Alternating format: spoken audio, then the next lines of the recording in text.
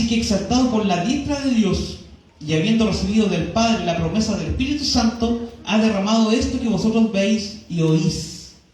Porque David no subió a los cielos, pero él mismo dice: dijo el Señor a mi Señor, siéntate a mi diestra, hasta que ponga a tus enemigos por estrado de tus pies. Sepa pues ciertísimamente toda la casa de Israel, que a este Jesús, a quien vosotros crucificasteis, Dios le ha hecho Señor y Cristo. Al oír esto se compungieron de corazón y dijeron a Pedro y a los otros apóstoles: varones hermanos, ¿qué haremos? Pedro les dijo: arrepentidos y bautícese cada uno de vosotros en el nombre de Jesucristo para perdón de los pecados, y recibiréis el don del Espíritu Santo. Porque para vosotros es la promesa, y para vuestros hijos, y para todos los que están lejos, para cuantos el Señor nuestro Dios llamare. Y con muchas palabras testificaba y les exhortaba, diciendo: sed salvos de esta perversa generación. Así que los que recibieron su palabra fueron bautizados, y se añadieron aquel día como 3,000 personas. Pueden tomar sus asientos. Yo sé que hemos escuchado esta palabra, la hemos leído, eventualmente quizás hay alabanzas que hablen de eso, y a mí me gusta mucho la palabra, obviamente. Y el contexto aquí, no sé si usted se da cuenta, estamos leyendo los primeros capítulos del libro de los Hechos, ¿cierto? ¿Qué ha ocurrido en este intertanto? Hace muy poquito, si usted puede leer el primer capítulo y el segundo capítulo de Hechos, el Señor Jesucristo es crucificado, ¿cierto? Se cumplen las profecías de más de 600 años antes de que naciera el Cristo, el ungido. Cristo es un título, ¿cierto? El nombre era Jesús, pero su título era el Cristo, el ungido. Y en Cristo, el ungido, en Jesús, se cumple la promesa de que se iba a levantar un hombre de una ciudad muy pequeña que para nadie era importante, como Belén. Se iba a levantar de ahí y iba a sufrir por la culpa de otros. Iba a sufrir y iba a tener la muerte, una muerte muy horrenda. La historia dice que la muerte de cruz era una muerte, aparte de ser cruel, era una muerte como para gente muy mala. Porque la gente mala nomás podía haber muerto en la cárcel, encarcelado. Pero la gente muy mala era muerto en cruz. Por tanto, significaba mucho. Y Cristo muere en la cruz. Pero nosotros que no estuvimos en esa época hemos creído por fe, ¿cierto? Porque que yo sepa, todos nosotros, ninguno de los acá presentes supera los 100 años. Así que imposible que hayamos estado en esa época. Pero creemos por fe que Cristo murió y resucitó, ¿cierto? Entonces, ¿por cómo creemos eso? Por la fe. Si yo le preguntara un día al hermano Fede, o el hermano Fede de repente a alguien le pidiera en la calle o en el trabajo, como un ejemplo, hermano Fede, ¿cómo tú dices que Cristo existió si no lo conociste? Que yo sepa, tú tienes 30 y tantos años nomás. ¿Cómo podría el hermano Fede o uno de nosotros dar testimonio de que Cristo murió, resucitó y vive hoy? ¿Saben qué? Realmente ahí se cumple el texto que dice que para el mundo esto es locura. Porque biológicamente es imposible. La ciencia pareciera que no ha demostrado de que exista un caso similar de que alguien murió y resucitó y que vive. Y podríamos decir que significa que está vivo desde su cuerpo humano, está vivo por lo menos 20 siglos a la actualidad. Pero ¿sabe aquí ocurre algo bien importante? Aquí, donde estamos leyendo, aquí Cristo ha muerto hace muy poquito. Cristo acaba de morir, podríamos decir que acaba de morir. Porque ellos parten con la muerte de Cristo y ya después los primeros cristianos, ¿cierto? Cuando se les comienza a llamar pequeños cristos a los que seguían a Jesús.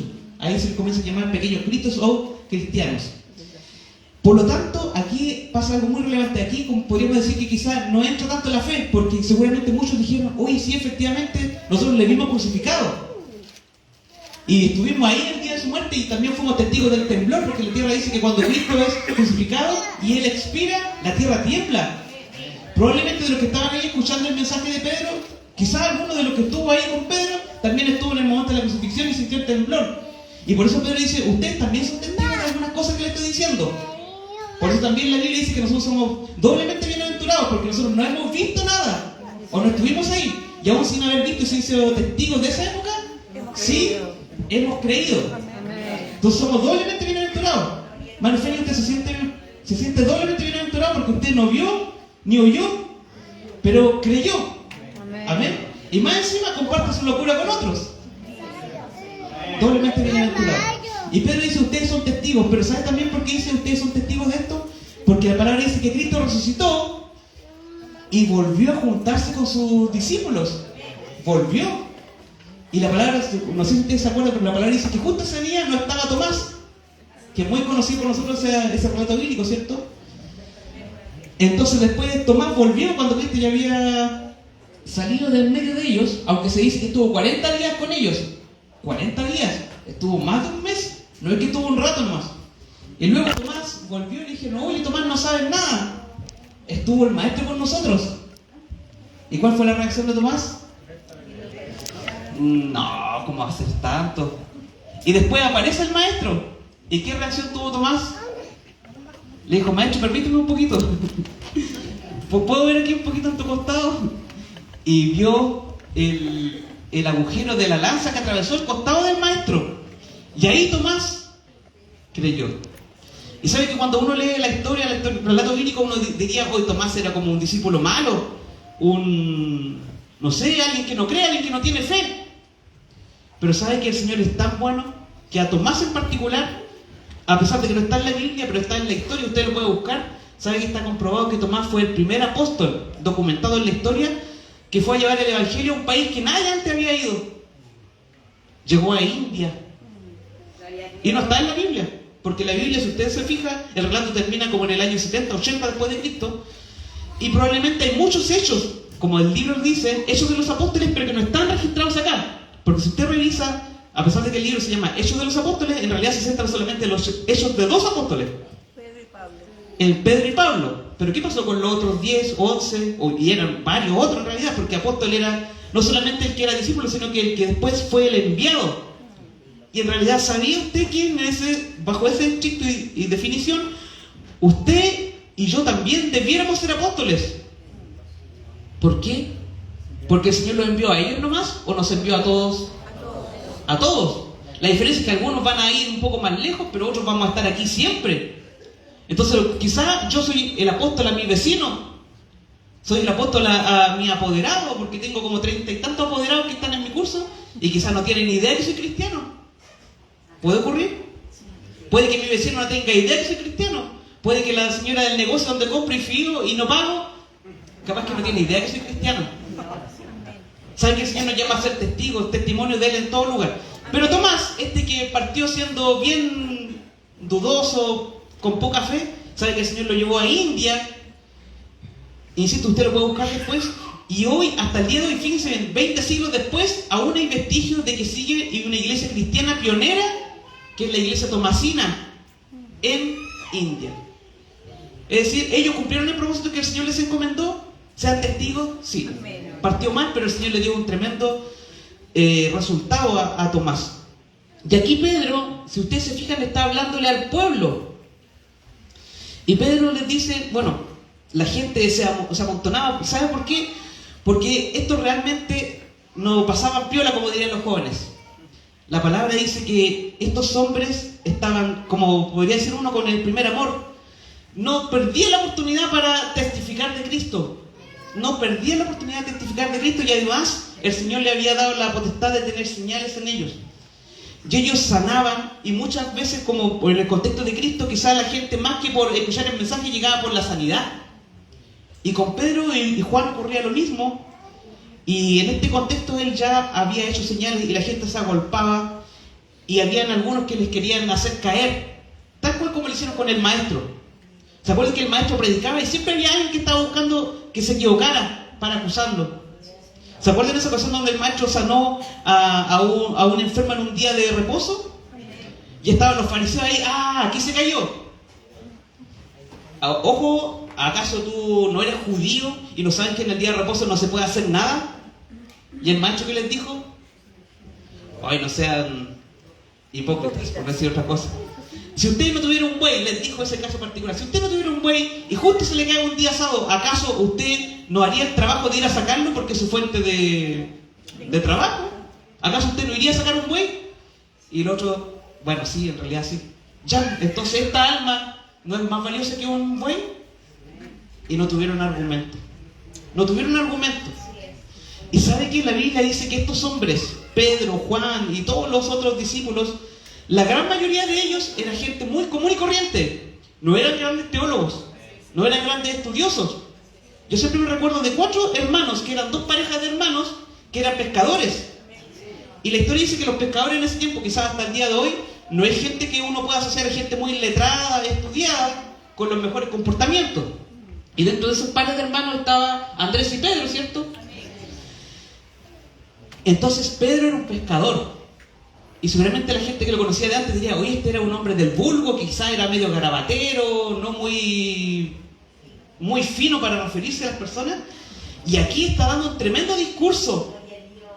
Digo discurso porque es la misma palabra de Dios que está diciendo Pedro. Y la palabra me dice que él lo hablaba de tal elocuencia que la gente quedaba asombrada. Dicen, oye, pero si este es pescador, ¿quién le enseñó a hablar tan bonito? ¿Quién le enseñó a hablar tan fluido? Con un denuedo tan importante y con un convencimiento que no era humano. Amén. Porque él no estaba hablando como Pedro. Amén. Era el Espíritu Santo mismo hablando a través de él. Amén. Y la gente quedaba asombrada. Y sabe que la Biblia dice que los fariseos, los que estaban ahí mirando, lo miraban con envidia. Aunque no lo dice textual, pero dice que lo miraban con envidia porque decían, esto arrastran gente y nosotros queremos tener discípulos y nadie nos pesca a nosotros, porque ahora todos andan con esta nueva, parecía que era una moda. Todos andan con esta moda de estos seguidores de Cristo y se están llevando a todos nuestros seguidores y más encima hacen señales. Por lo tanto se llevan más gente y no hallaban forma de llevarlos arrestados. Y los llevaban arrestados una y otra vez. La primera vez los llevaban arrestados los 2 y un ángel los vino a liberar en la noche. O sea, el Señor estaba o no estaba con ellos. Estaba con ellos. Y ellos estaban como, oh, ¿cómo los podemos matar? ¿Cómo los podemos hacer caer? Y un día estaban en concilio ahí, Anás, Caifás y todos los demás, los grandes líderes judíos. Y saben que se levanta un hombre muy sabio que se llamaba Gamaliel. Así que Gamaliel tiene buen nombre, ¿eh? Este hombre se llamaba Gamaliel, que al parecer es el mismo maestro de Pablo. ¿Ya?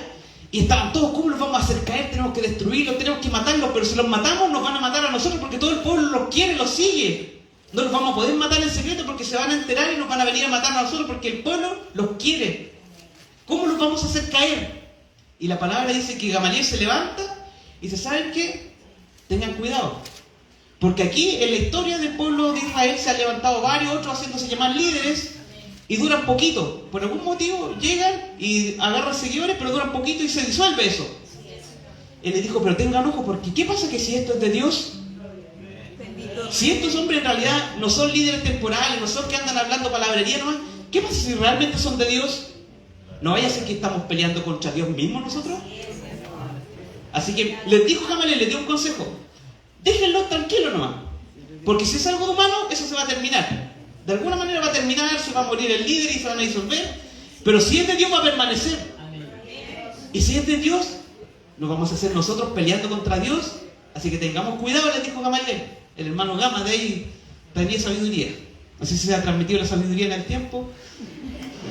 ¿Y qué dijeron los que estaban escuchando el consejo? Le hicieron caso. Los vamos a dejar. Pero ¿sabe qué? En el fondo nunca los dejaron.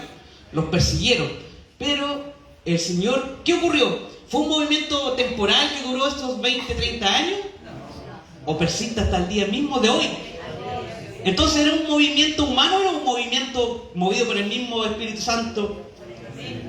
Era realmente un movimiento que era de Dios mismo. Y estaba ahí exhortando Pedro y le estaba diciendo, ¿sabe qué? Él se estaba refiriendo a puro pueblo judío, ¿cierto? De Israel. Y en realidad Pedro igual era confrontacional porque les decía, ese Cristo que ustedes crucificaron. Fíjense lo que le está diciendo, es algo fuerte, uno lo lee y quizás no lo dimensiona. Pero le está diciendo, ustedes, por culpa de ustedes se murió. Lo está como apuntando. Pero les dice, ¿saben qué? Les da una alternativa. Claro, ustedes lo crucificaron, ustedes lo mataron. Pero ¿saben qué les dijo? Lo voy a leer en la versión que tengo aquí. Se me perdió, a ver. Insisto, los que le escuchaban eran solamente israelitas. Les dijo, ustedes lo crucificaron, ¿cierto? Pero amigos israelitas les dijo, tienen una alternativa. No es que ustedes están sentenciados por esto. Ustedes tienen una alternativa. ¿Y cuál fue la alternativa? Pídanle perdón a Dios. Vuelvan a obedecerlo. Y dejen que nosotros los bauticemos en el nombre de Jesucristo. Y así Dios los perdonará y les dará el Espíritu Santo. Y esta promesa no es solo para ustedes y sus hijos, sino que para todos los que nuestro Dios quiera salvar en otras partes del mundo. ¿Usted cree eso? ¿Saben que yo estaba delante mirando mucho las banderas? Yo creo que de repente las miramos así como que no tomamos detención, qué significa la imagen o algo. Pero no sé si usted sabía que hay una imagen muy característica de los pueblos islámicos. Y son países que su religión es el islamismo. Y son tan islámicos que hasta en la bandera tienen el símbolo islámico. No sé si ustedes saben cuál es el símbolo islámico. Y que tenemos como por lo menos 3 banderas acá. ¿Se han fijado? ¿Han notado que tenemos al menos 3 banderas con un mismo símbolo al medio? Que están por el lado de allá. Esos son símbolos islámicos. Significa que aquí tenemos por lo menos 3 banderas de países que son 100% islámicos. ¿Y por qué lo digo que tienen el islamismo hasta la vena? ¿Usted conoce algún país que sea cristiano y que tenga la cruz en su bandera, pero por la cruz cristiana, digamos? Porque hay algunos que tienen cruz, pero una cruz nórdica, que es otro símbolo. Estos países son islámicos. ¿Y usted sabía que son primos hermanos del pueblo judío? Y tiene que ver con lo que leyó la hermana Claudia. ¿Usted se acuerda del sacrificio de Isaac? Este sacrificio, que no se materializa. Bueno, ese fue el hijo de la promesa, Isaac. Pero Abraham se adelantó a la promesa y tuvo otro hijo con una mujer que no era su mujer legítima. Y ese hijo se llamó Ismael, ¿cierto? De Agar, la egipcia. Y ese hijo, el pueblo islámico considera que es el hijo primogénito legal de Abraham. Si uno lo piensa, efectivamente es el hijo primogénito. Pero, carnalmente, pero de acuerdo a la promesa, de acuerdo a la esposa legítima, el heredero primogénito legal de Abraham sí fue Isaac. ¿Amén? ¿Usted lo cree así? Amén. Y sabe que aquí la palabra dice que la promesa de que pueden acceder a la salvación no es solamente para los judíos, sino que, como dice aquí en mi versión, para toda aquella persona que en cualquier parte del mundo acepte a Cristo como el Salvador y lo confiese con su boca, también para ellos es salvación. No sé si usted se acuerda, un tiempo atrás estuvo de moda una página que decía que ponga su apellido aquí y vea si tiene ancestros judíos. Yo sé que varios anduvieron poniendo ahí su apellido, si es que quizás tenía alguna raíz judía. Yo creo que quizás no, algunos judíos nomás, pero no judíos, ¿cierto? Pero ¿sabía usted que nosotros sí somos herederos? ¿Usted cree eso? Porque la palabra lo dice. Que en el momento en que confesamos y declaramos a Cristo como nuestro Señor, venimos a ser parte del pueblo escogido de Dios. ¿Amén? Sí, y aquí viene un poco la botánica. Los que son campesinos saben que cuando uno tiene un arbolito, de repente le puede hacer un injerto, ¿cierto? De repente puede tener una manzana y hacerle un injerto de una variedad de otra manzana y sale una mejor manzana o algo especial. Cabeza de niño. Pero nosotros hemos sido injertados. Porque nosotros por sangre no tenemos ni una, bueno, al menos yo no tengo ni una gota de sangre de judío. De judío no, dijo el hermano Pedro. Pero ¿saben que a pesar de que no tenemos ni una sangre de gota de sangre, el Señor dice que somos injertados en el tronco? ¿Usted cree que somos injertados? ¿Tenemos la seguridad? Tenemos que tener la seguridad. Y si no tenemos la seguridad, pidámosle al Señor que nos aumente la fe. ¿Usted sabía que también podemos pedir que el Señor nos aumente la fe? Es algo que podemos pedirle. ¿Cuántos de nosotros de repente nos detenemos a pedir, en vez de hacer la lista de supermercados que tenemos para el Señor, le ponemos ahí, Señor, dame más fe cada día? De modo que algún día que dude, esas dudas se aplasten porque tú me has dado más fe. Yo siempre soy convencido que si tuviéramos más fe, veríamos más milagros acá. Más milagros. Más milagros, porque los milagros se manifiestan cuando hay fe. Yo de repente he creído que aquí podemos haber 100 y quizás si hay uno que duda, quizás por culpa, no voy a mirar a nadie, quizás por culpa de alguno de nosotros el Señor no se ha manifestado. Y sabe que uno dice, ya, pero ¿cómo por uno? ¿Sabe que el Señor pone en mi mente ahora la historia de Jonás? ¿Se acuerdan de Jonás? En ese barco donde se estaban todos muriendo, iban varios, de varios pueblos, incluida la tripulación, que el navegante y toda su tripulación, y todos no sabían qué pasa. Y en ese tiempo había mucha superstición, siempre sabían que algo malo venía por causa de alguien que hizo algo malo.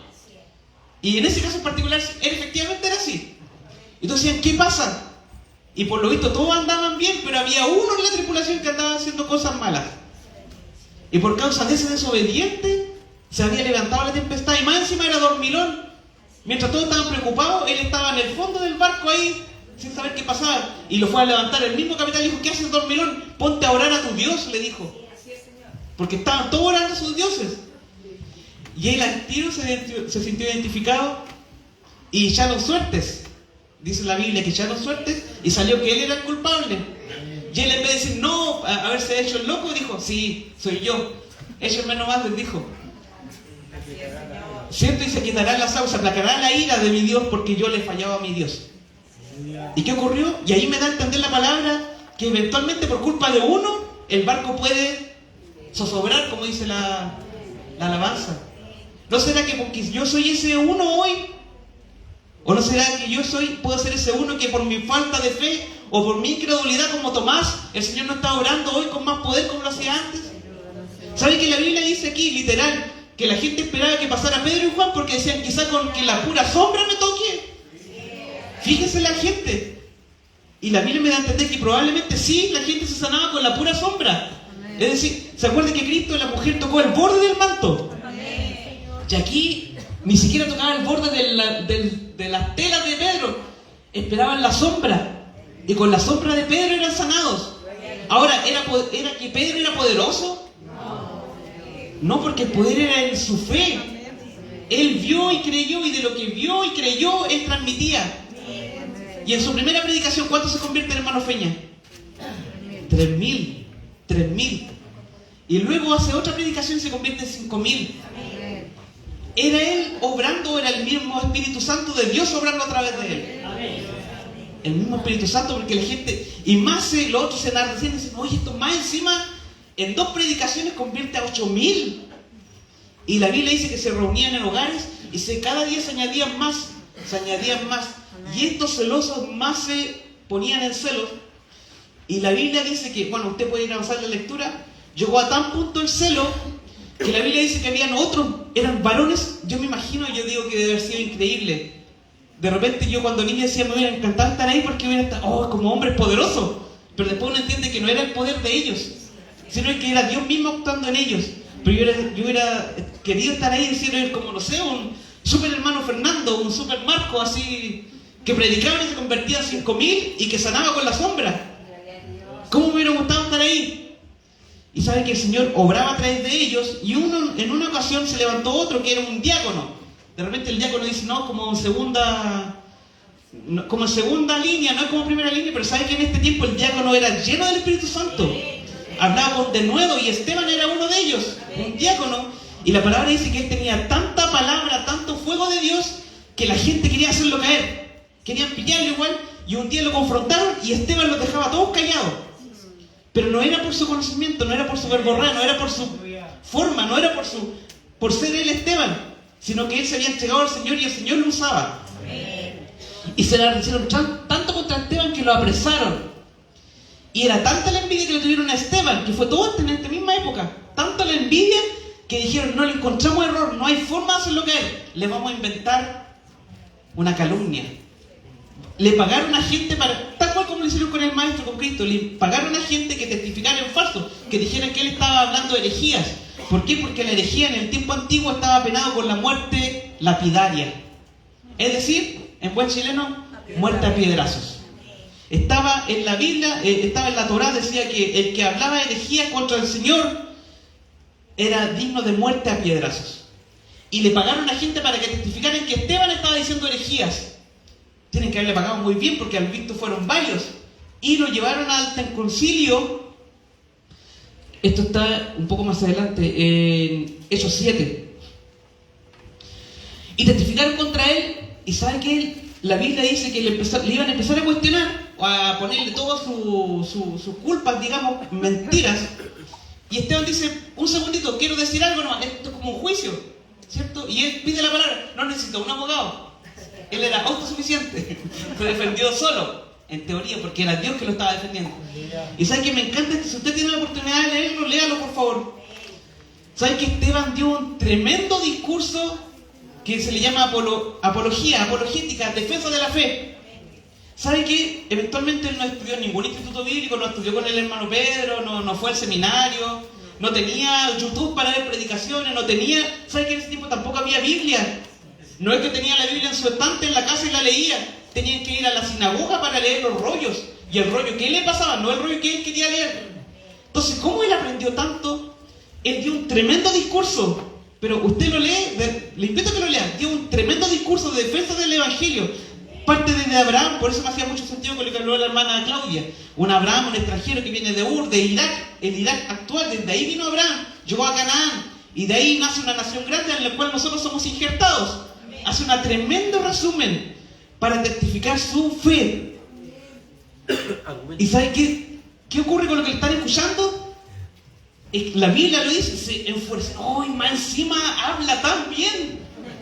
No hay cómo debatirle porque es un hombre poderoso en palabras.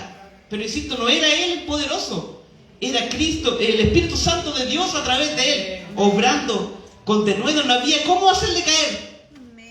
Y la Biblia dice que no pudieron confrontarle, no tenían qué decirle porque no era posible, no era él hablando, era el mismo Dios hablando a través de él.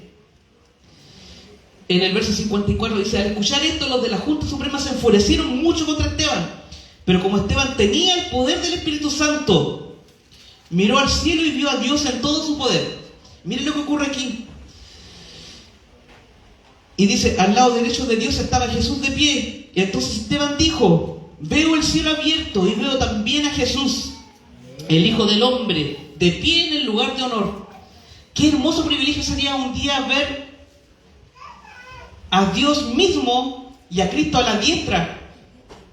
Quizás alguno de ustedes ha tenido la oportunidad, y si es así yo lo envidio humanamente, porque a mí me encantaría ver a Cristo, ver a Dios, verlo. Pero por fe, aunque no lo hemos visto, hemos creído. Pero en este momento, fíjense, Esteban está a punto de morir. Él sabe que va a ser muerto. Él está ahí y dice: más encima veo el cielo abierto, veo al Padre y a Cristo ahí. Bendito Dios. Y los de la Junta Suprema se taparon los oídos, así como cállate. Gritaron. Luego todos juntos atacaron a Esteban, lo arrastraron fuera de la ciudad y empezaron a apedrearlo. Los que lo habían acusado falsamente se quitaron sus mantos y los dejaron a los pies de un joven llamado Saulo, que es Pablo, ¿cierto? Cuando Saulo aún no se convertía. Mientras les tiraban piedras, Esteban oraba así. No sé si alguno de ustedes se acuerda, pero años atrás con el Departamento de Misiones nos juntamos a ver una película de un contexto parecido a esto, de una mujer que era lapidada. Los que estuvieron en esa ocasión, que se acuerdan, no recuerdo el nombre de la película, pero es muy fuerte, porque uno lo lee y dice: le tiraron piedras. Pero ¿usted cree que tomaron una piedra así chiquitita? Probablemente tomaron rocas, que quizá una sola roca acababa con su cráneo. Puede ser, ¿cierto? Así se veía en la película al menos. Se llamaba la Soraya. ¿Cómo? La muerte Soraya. Sí, creo que esa es. La mata al loico. Sí, ya, la vamos a buscar ahí. Si que la buscamos, la vamos a compartir igual. Mientras le tiraban piedras, Esteban oraba así. Fíjese bien, le estaban tirando piedrazos. Lo estaban matando por causa de Cristo, de su fe. Yo como humano hubiera dicho: ¿o qué hubiera hecho usted? Yo me imagino lo que hubiera sentido, lo que hubiera pensado contra mis enemigos, ¿cierto? Porque me están matando a piedrazos. Pero ¿qué hizo Esteban? Cayó de rodillas y gritó con todas sus fuerzas: Señor, no lo castigues por este pecado que cometen conmigo. Y con estas palabras en sus labios, durmió o murió, como dice acá. ¿Saben qué? Imitó hasta el último segundo lo que hizo el Maestro, Cristo, Jesucristo, el ungido. ¿Cuáles fueron las últimas palabras que expresó el Maestro cuando estaba ahí, en los últimos instantes de vida? Padre, perdónalos. ¡Qué increíble! Humanamente eso no tiene lógica. ¿Cómo yo voy a estar hasta el último minuto, segundo de vida, perdonando al que me está atravesando una lanza, al que se está burlando de mí, al cual yo le pido agua y me da un trapo empapado en vinagre? Fíjense lo que hacían los soldados. En cada momento lo humillaban, lo maltrataban. ¿Y qué hizo el Maestro Cristo? En vez de, podría haberlo maldecido. Pero el Maestro hasta el último segundo de vida dijo: Padre, perdónalos porque no saben lo que hacen. ¿Y qué hizo Esteban? Que siguió al pie de la letra a su Maestro, dijo: Señor, no les tomes en cuenta este pecado. ¿Saben qué? yo creo que, no sé si usted opina lo mismo, que hoy día para nosotros en Chile ser cristiano es muy fácil. No tiene ningún riesgo, no tiene ninguna complicación, no tiene ninguna dificultad. ¿O alguno de ustedes tiene dificultad para ser cristiano? Yo siempre digo, a lo más puede que alguien se ría de nosotros a escondidas. Porque incluso hoy día la ley nos podría amparar. Si alguien se burla abiertamente de mí, no sé qué dicen los amigos abogados, eventualmente yo podría acusar discriminación. Hoy me están discriminando por ser cristiano. Incluso hasta la ley me da alguna facultad para yo exigir mis derechos. A lo más alguien se podría burlar de mí, que soy canuto, pechoño, loco, no sé, cualquier cosa. O a lo más que salga un humorito por ahí burlándose de alguna cosa, ¿cierto? Sería lo más. Pero ¿qué más nos afecta a nosotros hoy como cristianos en Chile? Nada más. Pero pensemos en este país, en el otro, en Turquía, en Argelia, Pakistán. ¿Cuál será el contexto hoy de un cristiano en esos países donde el 99% son islámicos? ¿Será tan fácil ser cristiano y pregonar a Cristo en esos lugares como lo es hoy en Chile? Yo no he tenido la oportunidad de estar en un país islámico como extremo, pero sí he estado en algunos contextos donde sí he visto islámicos. Pero por ejemplo, hace poquito nuestro amigo Orlando anduvo por Europa. Te quiero preguntar, no te lo pregunté el otro día, ¿se ven islámicos por Europa hoy? ¿Se ve gente, mujeres cubiertas? ¿Se ve gente que de repente suena una bocina y se pone a orar en cualquier lugar? ¿Sabe que el islamismo está cubriendo todo el mundo hoy? Antiguamente estaba en el Medio Oriente, Norte de África, pero hoy usted puede encontrar un islámico en cualquier parte del mundo. ¿Y sabe que ellos son muy devotos? Yo diría que son mucho más devotos que nosotros mismos. Yo estoy seguro que a ellos les pregunto alguna sura de su Corán, de su libro sagrado, probablemente se lo saben. Ahora yo le pregunto a usted y me pregunta a mí, porque la palabra viene para mí. Yo me pregunto a mí, ¿cuántos textos bíblicos me sé? ¿Cuántos textos bíblicos me sé para dar testimonio del Evangelio? ¿Yo puedo hacer una apología como lo hizo Esteban? ¿Estoy capacitado? O diría, no, es que en realidad eso es para los teólogos. ¿Sabe que eso no es solo para los teólogos? Es para cada uno de nosotros. Cada uno de nosotros debería estar capacitado para hacer una defensa del Evangelio, una apología como lo hizo Esteban. Esteban sin YouTube, sin seminarios, sin teología, sin ChatGPT, sin nada de eso, dio una tremenda apología del Evangelio. Nosotros deberíamos poder hacer eso y más. ¿Y por qué no lo hemos hecho? No somos capaces. Es un desafío que tengo yo, pero que deberíamos tener todos nosotros. Porque puede que se dé el día en que usted tenga la oportunidad de hacer defensa del Evangelio, de su fe. ¿Y tenemos argumento? ¿Saben que Pedro y Esteban eran hombres poderosos que no había cómo buscarle? Porque eran poderosos en palabra. Pero no fue casualidad. El mismo Espíritu Santo los guiaba y ellos siguieron al Maestro. Quiero que nos pongamos de pie. Quiero que podamos irnos con este desafío de pensar un momento en Pedro, pensar en Esteban, pensar obviamente en nuestro Señor Jesús. Estos hombres dieron literalmente su vida por causa del Evangelio. Cristo murió crucificado. No sé si ustedes saben cómo murió Pedro. No está en la Biblia, pero está en la historia.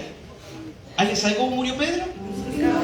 También fue crucificado, pero él dijo, no soy digno de ser muerto como el Maestro, así que crucifíquenme al revés. ¿Cómo murió Esteban? Lo acabamos de leer. Murió a piedrazo. ¿Cierto? Algunos murieron encarcelados. Creo que uno de los pocos que tuvieron la bendición de tener una muerte natural fue Juan, que estuvo desterrado. Sí. Bueno, hay muchas historias, ¿cierto? Yo creo que la gran mayoría de nosotros hoy día, esta semana también hemos meditado mucho en la vida y la muerte, ¿cierto? Con la partida de nuestra hermana María. Y si usted se ha fijado, no sé si usted ha meditado en las últimas 5 o 6 semanas, nosotros que nos toca publicar las defunciones, créanme que hemos publicado como 4 o 5 defunciones. Entonces, ¿quién de nosotros tiene asegurada la vida? La hermana María tenía su edad, pero este otro jovencito tenía 19 años. Entonces la edad, no, que yo soy joven, ¿qué me va a pasar? Puede que un joven hoy día muera. Entonces que el Señor nos ayude, para que hasta el último segundo, expiro de vida, sigamos al Maestro, así como le dice Esteban, hasta el último segundo de vida, Señor, si alguien me tiene algo contra mí, perdónalos. Que el Señor nos ayude. Que el Señor nos ayude para cada día para dar testimonio del Evangelio. Quizás nunca vamos a ir a Pakistán, a Turquía o a Argelia, pero el Señor nos quiere dar un testimonio aquí también. Amén. ¿Usted cree que el Señor nos llamaba acá también? ¿Cuántos de nosotros hemos utilizado el grupo WhatsApp del curso? Bueno, quizás sería medio invasivo, pero de repente tirar, no sé, un Dios les bendiga por último. ¿Podría ser? podría hacerse, quizás no le voy a tirar un versículo en el grupo, pero si yo le podría decir bendiciones. Y quizás eso podría marcar una diferencia. Yo estoy seguro, yo creo que a alguno de ustedes le ha pasado que de repente uno se identifica como cristiano y después llega un hermano, un colega, un compañero, un apoderado y dice: ¿usted es cristiano? ¿Podría orar por mí? ¿Podría llevar un motivo de oración a su iglesia? Amén, amén. Ese es nuestro llamado. Antes que pasemos a orar, no sé si alguien necesita que pueda pasar a orar acá adelante, pero como siempre digo yo, si va a pasar, pase con fe. Porque el primero que tiene que creer es el que pasa. Porque si el que pasa no cree, fíjese bien que incluso en la tierra de Jesús, yo siempre digo esto porque me encanta, porque me enseña mucho, en la misma tierra donde nació Jesús, como la gente lo conocía que era hijo del carpintero, la Biblia dice que la gente no creía. Dicen: ay, ¿cómo va a hacer milagros si este hijo del carpintero? La Biblia lo dice. Y la Biblia dice que en el único lugar donde no pudo hacer milagros Cristo fue en su tierra natal, porque la gente no creía en él. Entonces, para el que no cree, si estuviera Cristo mismo aquí, pero si la persona no cree, tampoco va a ser recibir. Porque el primer requisito entonces, hermano Fernando, ¿qué es? Creer. Para el que cree todo es posible. Amén. Así que si alguien cree, que se va a hacer muy fuerte, que no nos va a querer pasar. Sí, Señor. Pero yo creo que Dios puede hacer las cosas, porque su poder no ha cambiado. El que ha cambiado he sido yo, Con nosotros, y Señor. quizá usted también ha cambiado.